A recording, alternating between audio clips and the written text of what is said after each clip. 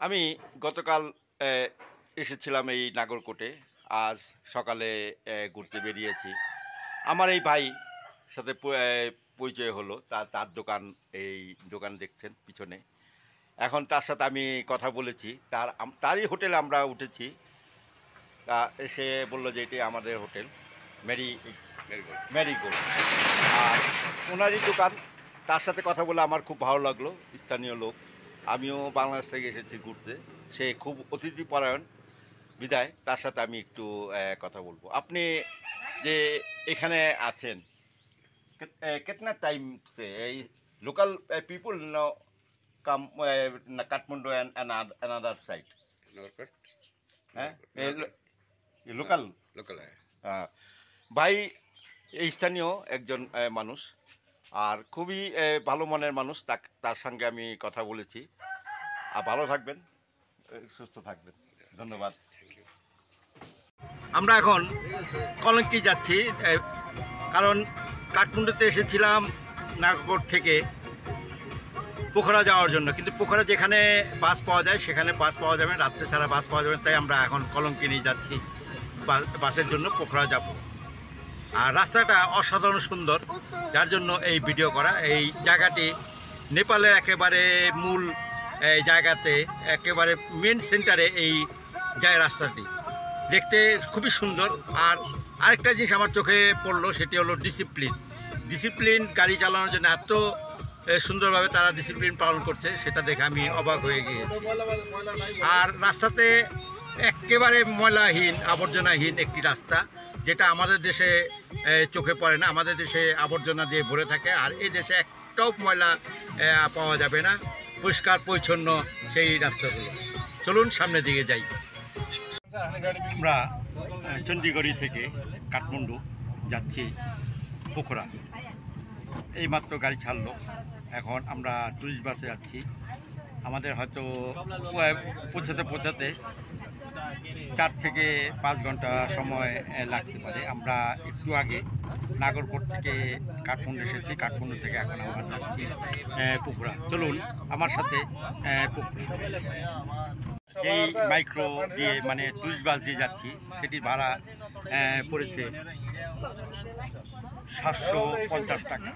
যদিও রেট 780 টাকা। আমাদের জন্য টুরিস্ট হিসাবে বাংলাদেশ থেকে এসেছি এই বলে আমাদের ভাড়া হয়েছে 750 টাকা। চলুন পোখরা। আমরা পোখরা উদ্দেশ্যে যাচ্ছি কাঠমান্ডু থেকে।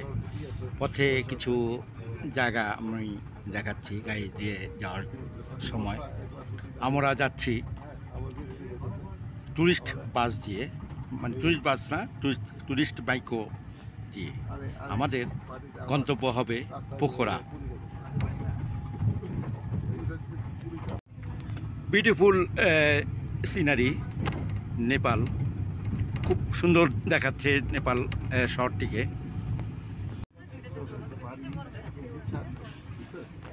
পাহাড়ের খাঁচে খাঁচে বাড়িগুলো তৈরি করা হয়েছে। সেখানে অনেক লোকের বসবাস, অনেক বাড়ি এখানে দেখা যাচ্ছে। এত উঁচু উঁচু পাহাড়, এটা শুধু নেপালেই মানায়। একেবারে আমার মনে হয় 1000 থেকে 1500 মিটার উঁচু হবে এই পাহাড়গুলো। কিছুই দেখা যাচ্ছে না বাড়িঘরগুলো। আর এদিকে তো দেখা যাচ্ছে পাহাড়ের উপরে সুন্দর সুন্দর বাড়ি তৈরি করা হয়েছে। এই যে নিচে দেখতে পাচ্ছেন, সেখানে আমরা এখন যাব। বিউটিফুল একটি সিনারি। এই সিনারিটি দেখার জন্য আমি উদ্গ্রীব হয়ে আছি এবং আপনাদেরকেও দেখাচ্ছি।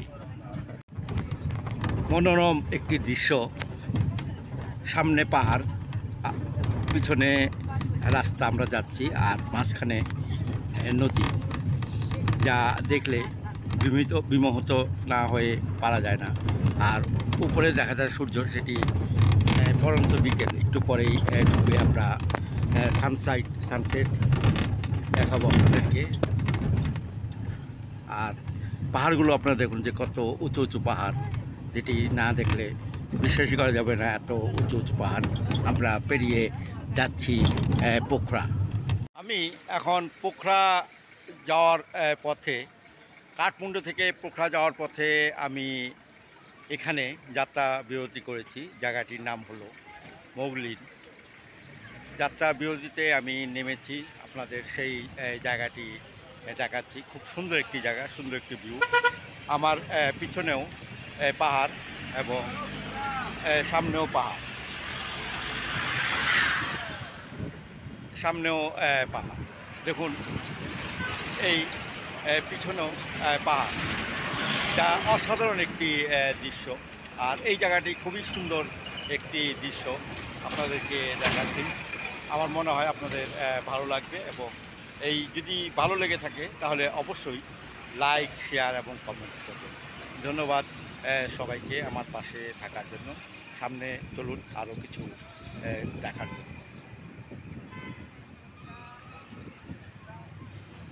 এই যে গাড়িটি দেখতে পাচ্ছেন, এই গাড়িতে আমরা যাচ্ছি পোখরা।